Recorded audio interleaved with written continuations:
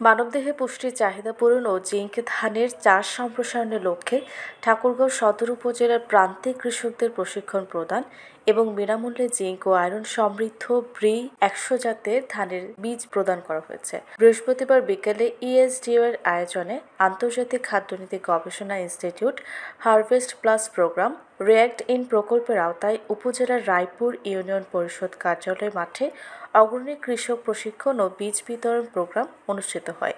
এ সময় প্রধান অতিথি হিসেবে উপস্থিত ছিলেন জেলা কৃষি সম্প্রসারণ অধিদপ্তরের অতিরিক্ত উপপরিচালক মোহাম্মদ আলমগীর কবির।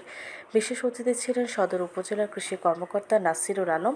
এছাড়া উপস্থিত ছিলেন আন্তর্জাতিক খাদ্যনীতি গবেষণা ইনস্টিটিউট হারভেস্ট প্লাস প্রোগ্রামের রিয়্যাক্ট ইন প্রকল্প বাস্তবায়নকারী প্রতিষ্ঠান ইএসডিওর প্রজেক্ট ফোকাল কৃষিবিদ মোহাম্মদ আশরাফুল আলম সহ স্থানীয় কৃষক কৃষানীরা। অনুষ্ঠানে অতিথিরা মানবদেহে জিঙ্কের উপকারিতা, অভাবজনিত লক্ষণ ও জিঙ্কের ঘাটতি পূরণের উপায় সহ জিঙ্ক এবং আয়রন সমৃদ্ধ ধানের বিভিন্ন জাত উৎপাদন প্রযুক্তি বিষয়ে আলোচনা করেন।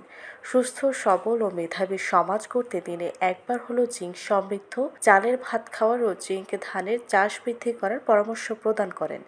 আর এসব জাতের ধান মানুষের হাতের নাগালে পৌঁছাতে ও সাধারণ মানুষের মাঝে সচেতনতা বৃদ্ধিতে কাজ করার এবং পরবর্তীতে প্রত্যেক কৃষককে তাদের উৎপাদিত 4 কেজি করে ধানের বীজ 3 জন কৃষককে প্রদান করার নির্দেশ দেন তারা। পরে কৃষক কৃষানীদের 100 জন কৃষককে 4 কেজি করে মোট 400 কেজি বীজ প্রদান করা হয়।